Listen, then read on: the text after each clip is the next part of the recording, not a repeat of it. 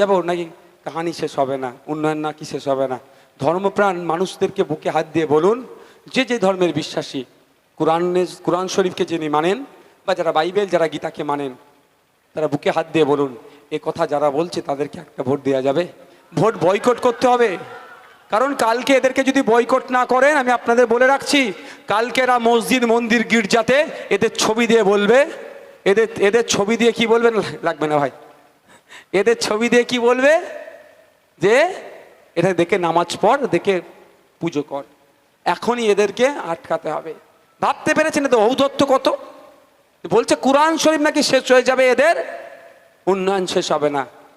এটা মেনে নেওয়া যাবে? ধর্মপ্রাণ মানুষেরা মানতে পারেন? কোনোদিন এটাকে মেনে নেওয়া যায় না। অন্য ধর্মের গ্রন্থকেও যেভাবে অপমান করেছে কোনোদিন আমরা মানবো না। তাই অনুরোধ এটাই, এদেরকে বয়কট করুন। না এদেরকে যদি এরপরও ভোট দেন, আগামী দিনে কিন্তু এই সেই ফেরাউনের মতো হয়ে যাবে, নিজেকে খোদা হয়তো দাবি করবে, খোদা বলাবে। যেটা বিজেপি সরকার করতে সাহস পায়নি, এরা সেটা হয়তো করে দেখিয়ে দেবে। তাই এখনো সময় আছে, ভাবুন। এরা না নিজেকে গড বলবে, নিজেকে বলবে, তাই বলতে শুরু করেছে তো।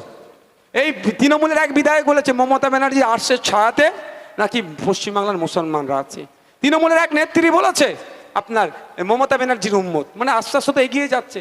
এখনো যদি এদের বিরোধিতা না করে, কিন্তু আগামীকাল কি হবে বলা মুশকিল। তাই বলবো সজাগ সতর্ক থাকুন, এদের কথাই ভয় পাবেন না, এদের কথাই বিকিয়ে যাবেন না, কোনো প্ররোচনায় পা দেওয়ার দরকার নাই। সকাল সকাল আপনার ভোট খামচিহ্নে দেবেন, খামচিহ্নকে পার্লামেন্টে পাঠাবেন।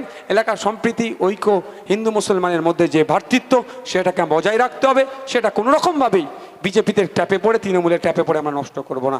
ভালো থাকবেন, সুস্থ থাকবেন, ধন্যবাদ। ধন্যবাদ জানাই।